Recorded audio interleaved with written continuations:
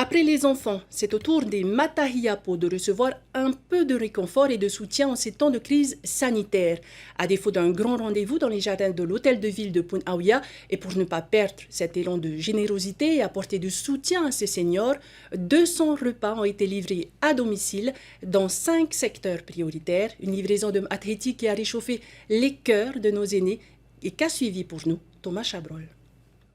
Les pierres sont encore chaudes. Les différents aliments du Mataiti ont été retirés du four tôt ce matin. Au phare et à Mouira de Matatia, on s'organise pour préparer 200 repas prêts à être livrés. Le temps est compté. La tournée doit débuter dans les quartiers avant midi.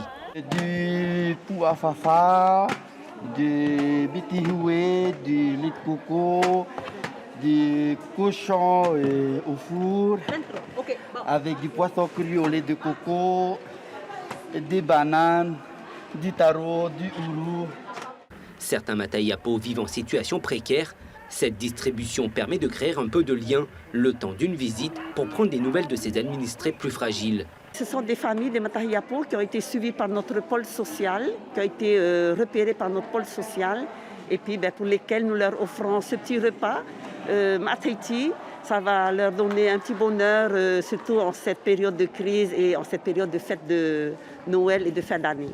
Cette tournée dans les quartiers permet aux riverains et aux personnes âgées d'oublier un peu l'isolement.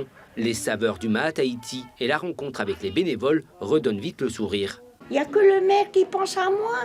Il vous envoie me rendre visite et pour moi, une visite comme je vis seule, c'est quand même pas de bonheur. C'est trop beau pour moi. Le repas des Matahiapo, une tradition à Punaouia pour les personnes âgées de 70 ans et plus. Cette année, il faudra se contenter d'un repas à la maison. Tous espèrent se retrouver l'an prochain.